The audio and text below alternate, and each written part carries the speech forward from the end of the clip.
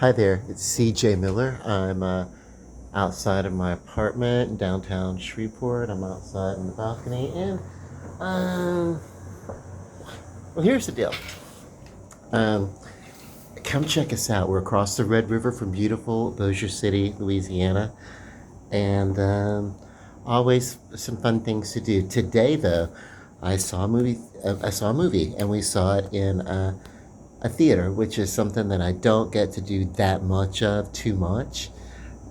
Basically, well, um, for a while there just wasn't anything I was interested in spending money to see. It was like I would just catch it whenever it comes to the home market or something like that.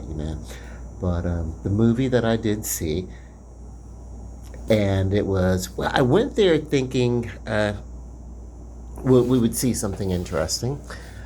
Scary. I had my friend Mike with me, and it was kind of like an impromptu thing. We were out looking for munchies, and I'm like, we could go see a movie theater, go see a movie in a theater for once, and eat popcorn and nachos and stuff like that. So we did that. So, um, but we got there, kind of like potluck on what was at the theater, but we decided to see Clown in a Cornfield. Uh, you know, I feel like it was probably the movie that I was going to probably enjoy the best out of the options that were there. There was Thunderbolts, um, which is a Marvel Cinematic movie. Um, Bucky Barnes, who basically was given the same, super soldier treatment as Captain America, but he had been captured and, like given that. So it was like, and the Winter Soldier, so it's like, why?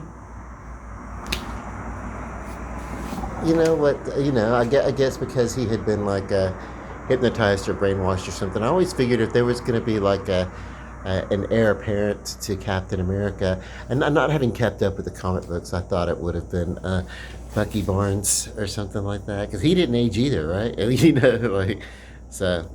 Uh, yep.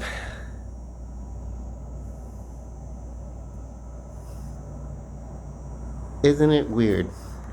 Captain America aged when he went back in time at the end of end, uh, Endgame or whatever it was, and he went back in time, and so he aged to his natural progression.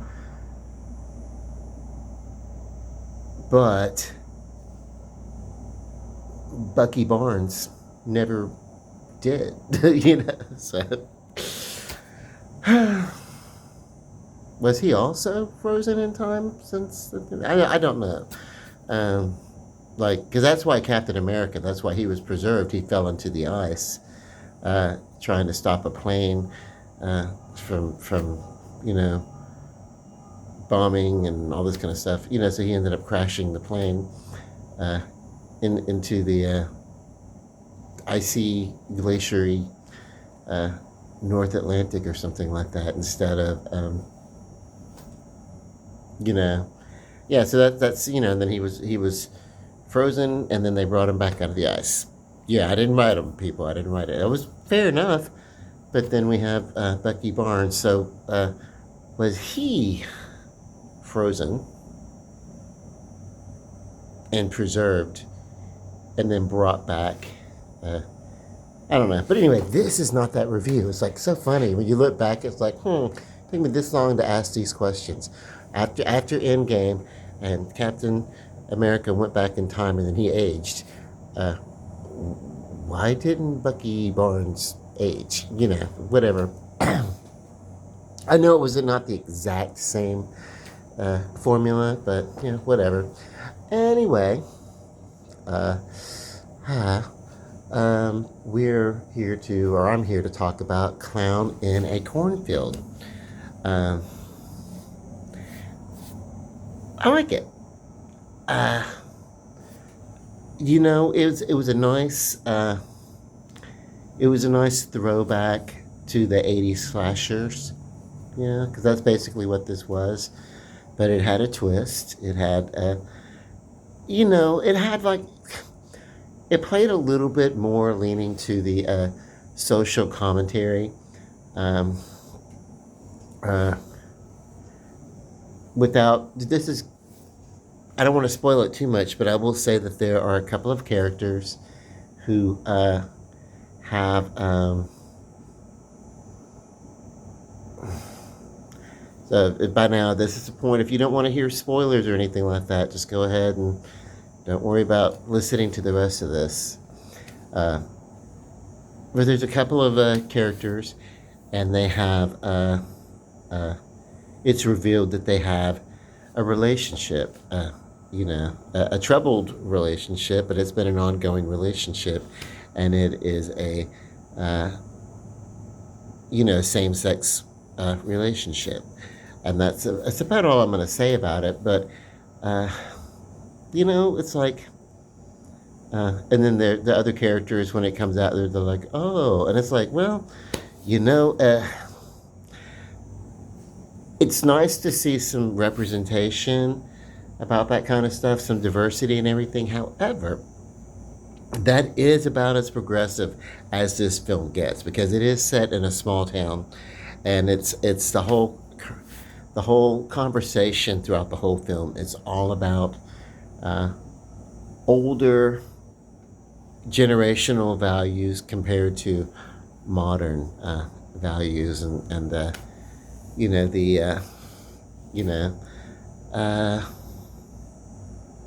I guess the digital generation or whatever, which is, by the way, it's not new. They're acting like this is a new thing in this movie. From that conversation that happens, and it's really not. It's like, what can I say? The internet, home internet's been in the home since the early 80s for people who could afford it, and then by the time and people who knew a little bit more about computers and everything, and I didn't. And then by the time, America Online and everything, there was a computer in every home, and internet in just about every home. So this is not a new thing, but they're having this conversation as if it is, as if they're not into, like, I mean, there are people who are older. It's like maybe this movie was written by people who grew up listening to this argument. Like, this is a movie that would have made sense, probably a little bit more sense 20 years ago, but by now the conversations they're already old hat. The conversations that were happening here in this movie are old hat,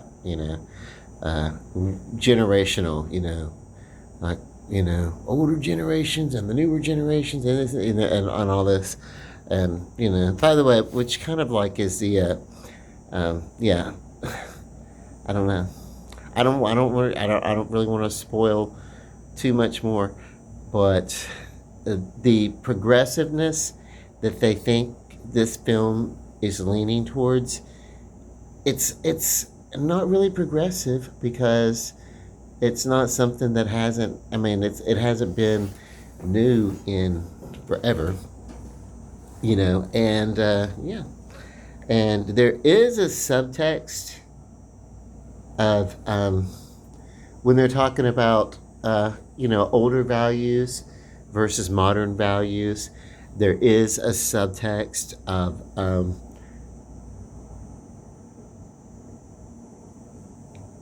some sort of sexual phobia thing going on or whatever,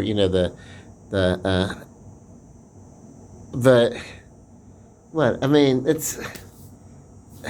it's kind of a, yeah, it's an older conversation. It's a fight that's been had, and it's not even like a major point in the movie, and I'm kind of glad, but also, don't clap yourselves on the back too much for it, because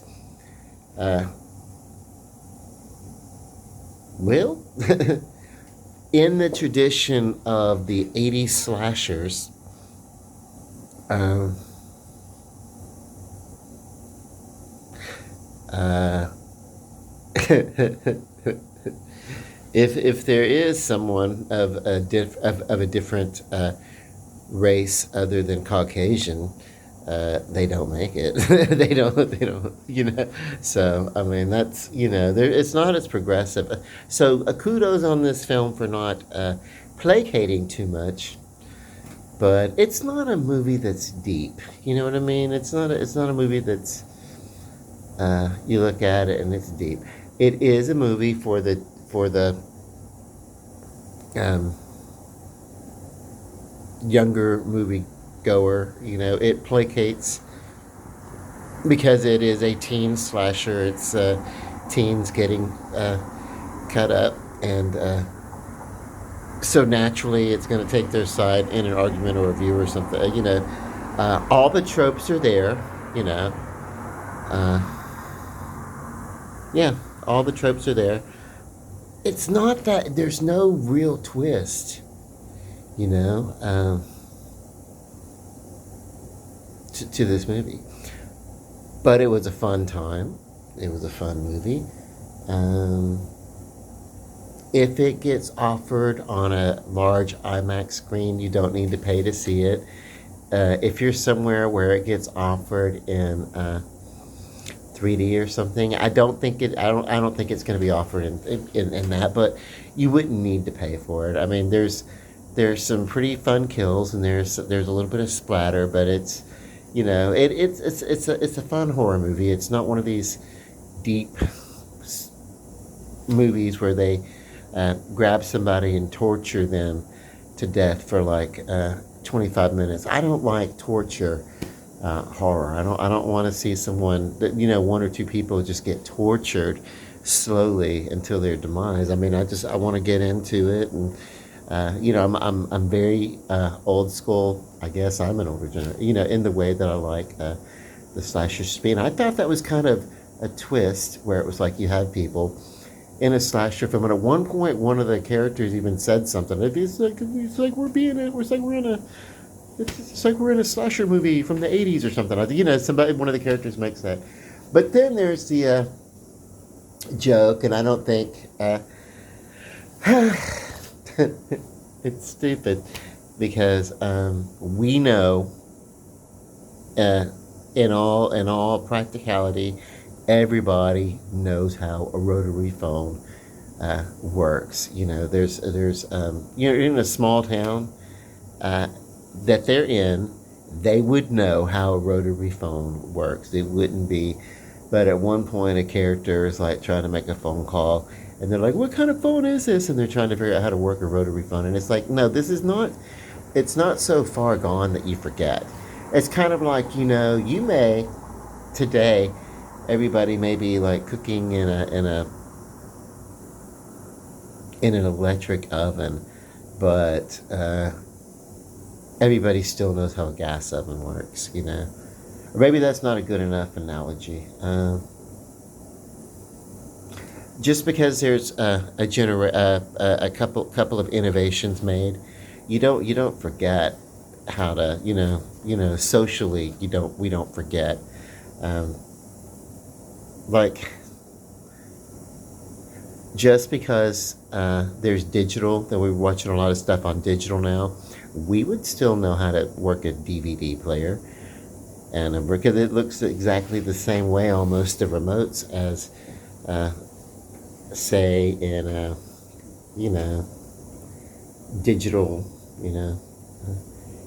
recording or whatever. Technically DVDs and Laserdisc and stuff like that, they weren't digital, they weren't analog, they were digital recordings. But anyway, whatever, it's just a matter of condensing the data files and everything, how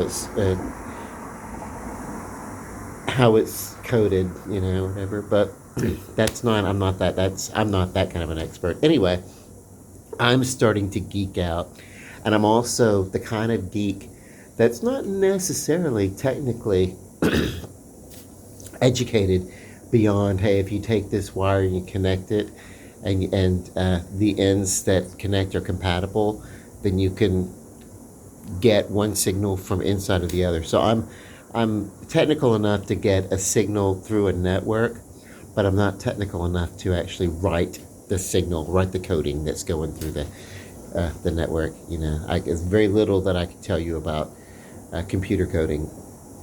Matter of fact, one of the reasons that that I have taken so long, and I'm glad I did, in composing the book that I'm composing, is because um, um, when I get ready to publish it at the end of this year, I'm going to need to seek someone out who knows how to take the file that I have, which is in office style, I'll need to know how to submit it, and so. That's fine. I know enough people who have technical skills. I can pick their minds. That's one thing that I will say, that this movie kind of delves into. One of the characters says to the other characters, one thing about you younger generations, you think you're so much smarter than us, and the other character was like, well, yeah, and it's like, it's it's not so much about being intelligent, being more smart, more intelligent, whatever. It's more about the type of knowledge. The type of knowledge that people are learning in school now reflect what the knowledge that they need to have to navigate the world that they are matriculating in, when they go off to school, in college or something like that, or business or whatever, in the world that they're going to need.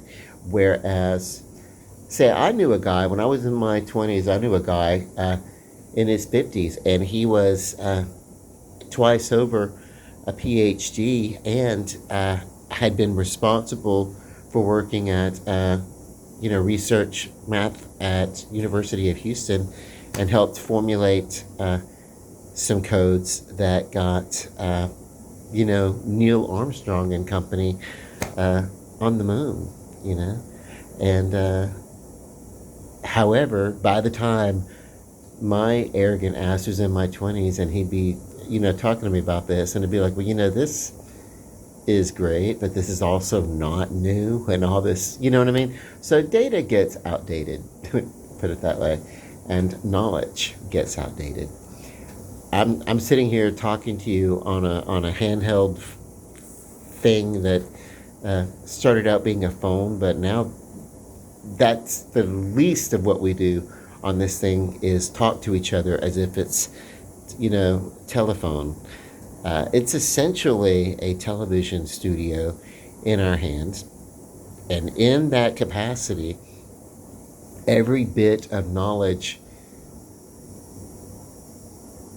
of mankind that has been recorded is available to us almost instantly.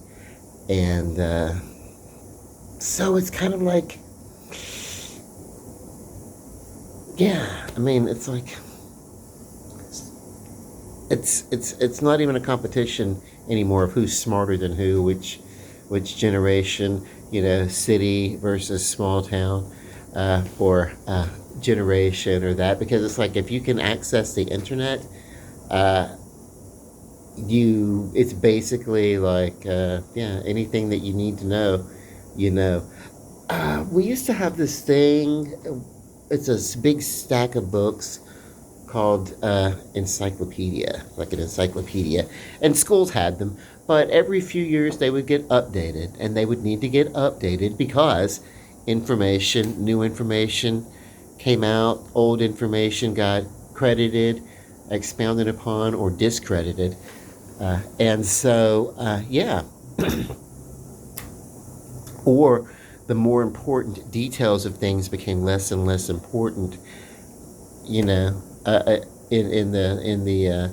encyclopedia. It's just it's a collection of everything, of knowledge of whatever, and it's like, whatever. And people would come to your house and sell them to you, and if you bought them, great. but also in a few years they would be fucking useless. So you're just better off looking at encyclopedias in a library. Well, now we have all this knowledge in our hand and talking, I mean, you know what I'm saying. So,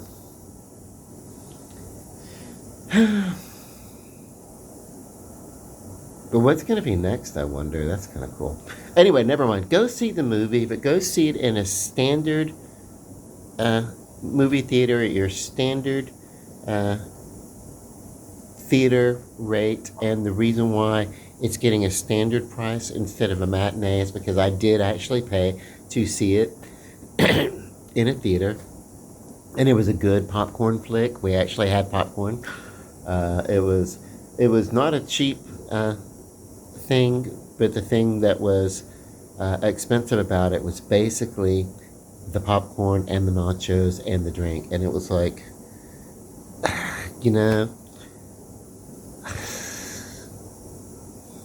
I probably should have just grabbed a bag out of my apartment and went to a dollar store and stuffed it full of munchies, Something else that I used to do is if I were on the boardwalk, which the boardwalk is changing ownership, so, yeah. If I were going to see a movie on the boardwalk, I actually would go around the corner and I would patronize another business on the boardwalk so I could spread my money around and I could patronize this place called the Chocolate Crocodile. And instead of spending $7 on a Hershey bar, I could spend $7 on gourmet chocolate. So, yeah. And then at, multiple places on the boardwalk would get patronized because, yeah.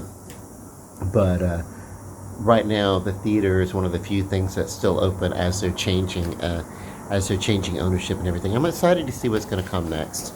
I know that current economic situations have a lot to do with what's going on. People are kind of waiting to see how it works out. Well, I have something to say about that. I don't always agree with what's going on in the world, but what I do believe is that as long as you and I, whatever, as long as we can draw breath, and think and communicate and feel emotion and have a little bit of empathy, as long as we have those things, I know that we're going to be okay. And that's why even if I don't necessarily like what's happening, a lot of it, I don't necessarily go through my life talking about my political grievances.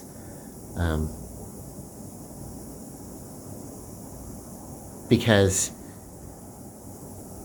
well, something else too. I talked about this with a friend of mine, that I'm not gonna let, say being in a bad mood or something like that, or a depressed mood, sad mood, or whatever. If any of that happens, and it does, I'm human.